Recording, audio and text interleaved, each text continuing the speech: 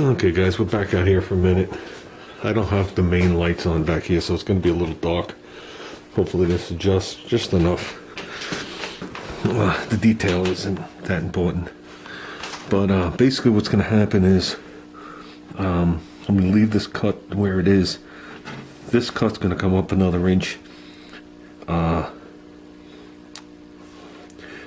This cut's going to come up another inch, and if I'm satisfied with the way that metal looks, that's what we're making the patch to. We are going to treat the metal with Osvo. We just went online and pretty much got it.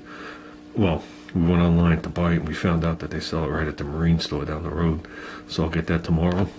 Up in here, which I thought is okay, I told Junior we'll put the Osvo up there, and if there is any surface rust, it'll convert it. Then we'll etch it and put a little primer on there, paint, whatever.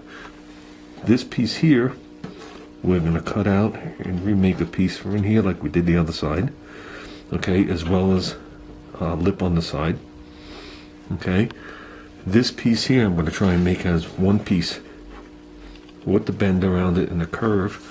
I went and bought a shrinker and a stretcher from Harbor Freight, so we're going to give that a shot. I went online to see what the reviews were of it, and the first video I came up with was Velvet Hammer's video, and he said he only used it for, you know, a very brief time. Well, in his words was he checked it out before he turned on the camera. He didn't want to look like an idiot. Something to that effect.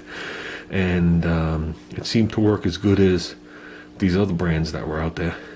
And you have to do one piece. So I should be able to put the 90 into this and shrink it till I get this radius that I want, and then fit this, make that lip disappear like we did on the other side, and then put this curve into it and weld it. Wrap it around the bottom, and we might actually spot weld it on. I'm going to see if I can nab a spot welder from someone I know. That'd be cool. I haven't spot welded, you know, the resistance weld, spot weld like Tom Noble did.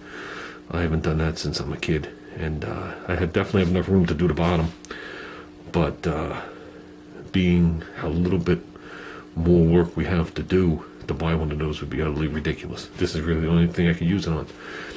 But we're going to work on this, and then we're going to work on the fender, then we're going to do the door. That's the pattern we're going, because if I have any tie-ups on this, I don't want to start another major project like the door, and the door needs me to set up the bench again, which I'll set up back here. The fender is going to be a much smaller project. But with that said, this is what I bought. In case anybody has it or used it, I don't know if this is what the chef uses. I'm not sure what he's using. But this is what we bought. We bought about 20 pounds of china here. Picked up another cheap spoon. Seem to have lost mine from last time. So we'll see how this thing works in reality.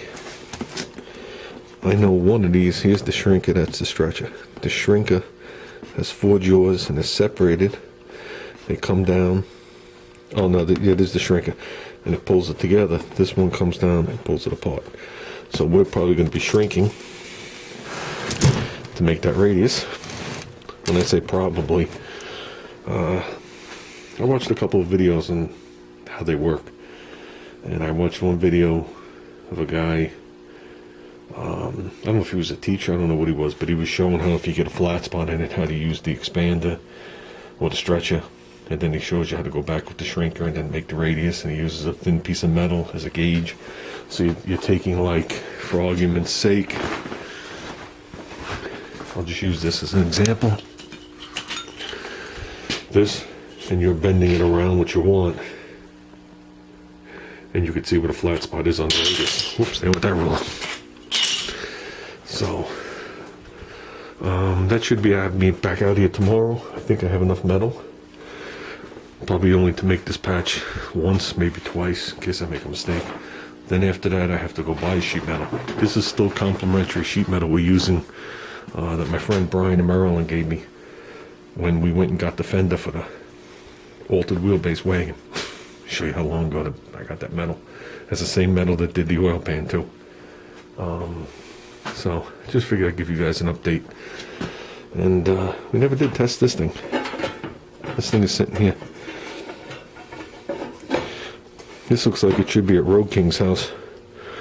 I still find it hard to believe that you put the plug in and there was no button involved.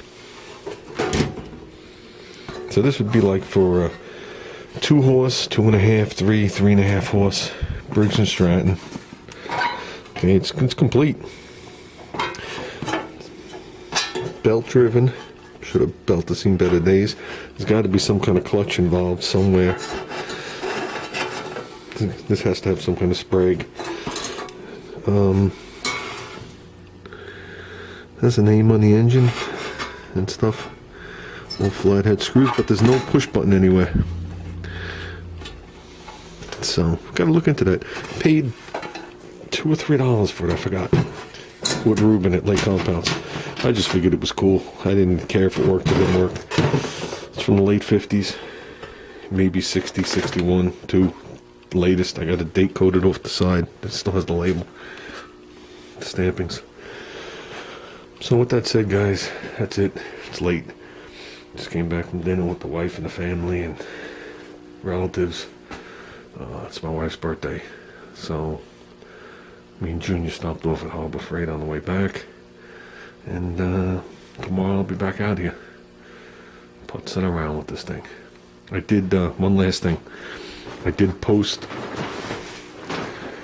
in the AMC forum asking anybody if they have pictures or have ever seen anybody convert one of these into a 2-door wagon. Because to me the question is this opening the same as an early 2-door sedan? Obviously not hatchback, which would land you back into the Hornet days. By the time the Concorde came, it had that little stupid window and all the padding, but I think if you strip all that shit off, it's the same as a Hornet. And people misunderstood me and think I'm converting this into a 2-door wagon. I never said that. So, it'd be interesting if I knew someone locally here that had a 2-door sedan, which would have to be, I don't know when they start making the 2-door sedan Hornets, but that would be like an SC Hornet. That'd be the original Hornets. The first Hornets were only 2-door sedans and 4-door sedans. They never hatchback.